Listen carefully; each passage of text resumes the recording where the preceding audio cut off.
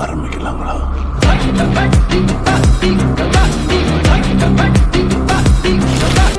இன்றைக்கி பார்த்தீங்கன்னா ஆஸ்கருக்கு இந்தியாவிலேருந்து 29 படத்தை செலக்ட் பண்ணியிருக்காங்க. 29 படத்தை செலக்ட் பண்ணது இல்லாமல் அதை இன்றைக்கி தான் அனௌன்ஸும் பண்ணியிருக்காங்க. 29 படம் நாங்கள் செலக்ட் பண்ணியிருக்கோம் அப்படின்னு சொல்லிட்டு. தமிழ்லேருந்து பார்த்தீங்கன்னா நம்ம சார்பாக 6 படம் செலக்ட் பண்ணியிருக்காங்க. அதில் ஃபஸ்ட்டு பார்த்தீங்கன்னா மாரி செல்வராஜ் அவங்க டைரக்ட் பண்ண வாழைப்படம் தான் செலக்ட் பண்ணியிருக்காங்க. அதுக்கப்புறம் செகண்ட் பார்த்தீங்கன்னா நம்ம கார்த்திக் சுப்ராஜ் டைரக்ஷனில் வெளியே வந்த ஜிகர்தண்டா XXX அந்த படம் தான் செலக்ட் பண்ணியிருக்காங்க. இந்த 2 படமே நல்ல படம் தான் உங்களுக்கு தெரியும். அது மூணாவதாக பார்த்தீங்கன்னா ஜமான்னு சொல்லிட்டு அந்த படத்தை ஆஸ்கருக்கு செலக்ட் பண்ணியிருக்காங்க. இந்த படம் மட்டும் இல்லாமல் நம்ம எல்லாருக்குமே தெரிஞ்ச விஜேஎஸோட 50 மகாராஜா படத்தையும் செலக்ட் பண்ணியிருக்காங்க. இந்த படம் எவ்வளோ பெரிய படம் நம்மளுக்கு தெரியும். அது மட்டும் இல்லாமல் வினோத் டைரக்ஷனில் வெளியே வந்த சூரி நடித்த கொட்டுக்காளி படத்தையும் இந்த படத்துக்கு செலக்ட் பண்ணியிருக்காங்க. கொட்டுக்காளி நான் இன்னும் பார்க்கல, அதனால் இந்த படத்தோட ஒப்பீனியன் எனக்கு தெரியல.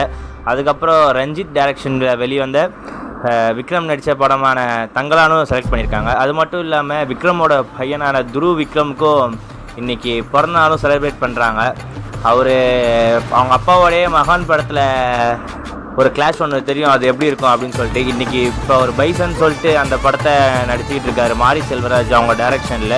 இன்றைக்கி அவங்க பார்த்தீங்கன்னா அவங்க ப்ரொடக்ஷன் சைட்லேருந்தே இவருக்கு விஷ் பண்ணியோ ஒரு ஃபோட்டோவும் ஒன்று போஸ்ட் பண்ணியிருக்காங்க. நம்மளுக்கு தெரியும் துருவ் விக்ரம் வந்து எவ்வளோ ஆளும் நல்லா ஸ்மார்ட்டாகவும் இருப்பார். நம்ம வில்லேஜ் கேரக்டர் செட்டாக வரா அப்படின்றது நம்மளுக்கு தெரியல. பார்ப்போம் இந்த பைசன் படத்தில் எப்படி அவருக்கு இந்த கேரக்டர் செட் ஆகுதா இல்லையா அப்படின்ட்டு. அது மட்டும் இல்லாமல் அப்புறம் இன்றைக்கி பார்த்தீங்கன்னா மட்ட சாங்கோட வீடியோ சாங் ரிலீஸ் பண்ணியிருக்காங்க நம்ம கோட் படத்துலேருந்து. அதை நம்ம தேட்டர்லேயே தெரியும் அந்த பாட்டோட வைப் எப்படி இருக்கும் அப்படின்னு சொல்லிட்டு. அதுலேயும் நம்ம தளபதியோட டான்ஸ் நம்மளுக்கு சொல்லவா வேணும். தளபதியோட டான்ஸ் மட்டும் இல்லாமல் த்ரிஷா மேம் வேறு ஆடிருப்பாங்க கூட. இந்த கில்லி காம்பினேஷன் இன்னமும் அதை வச்சு அப்படியே இந்த காம்பினேஷன் போயிட்டே தாங்க இருக்குது. அதுக்கப்புறம் பார்த்திங்கன்னா நம்ம எஸ்கேவோட அமரன் படத்துக்காக இன்ட்ரடியூஷன் வந்து சென்னையில் நடந்திருக்கு ரீசெண்டாக. அதுக்கு வந்து பார்த்திங்கன்னா கமல்ஹாசன் சார், அப்புறம் எஸ்கே, அப்புறம் சாய்பல்லவி மேம், அப்புறம் அந்த டீமே கலந்துருக்காங்க. இதுக்கு பார்த்தீங்கன்னா எஸ்கே இதுக்கு என்ன இந்த படத்துக்கு அவர் எஃபெக்ட் போட்டிருக்காரோ, ஏன்னா இந்த படம் தெரியும் ஒரு ரியல் இன்சிடெண்ட்டை பேஸ் பண்ணி தான் இந்த படத்தை எடுக்கிறாங்க அப்படின்றது நம்மளுக்கு தெரியும். சாய்பல்லவியும் இந்த படத்தில் அவர் ஹீரோயினாக பண்ணுறாங்க.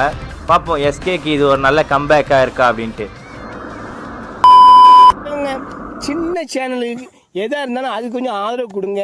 உங்கள் பொண்ணான கையை கொண்டு அந்த பெல்லில் தட்டிடுங்க. அவங்களுக்கு சப்ஸ்கிரைபர் 5-10 ஏறுனா அவங்க மனசு சந்தோஷப்படும். அவங்க வீடியோவும் பாருங்கள்.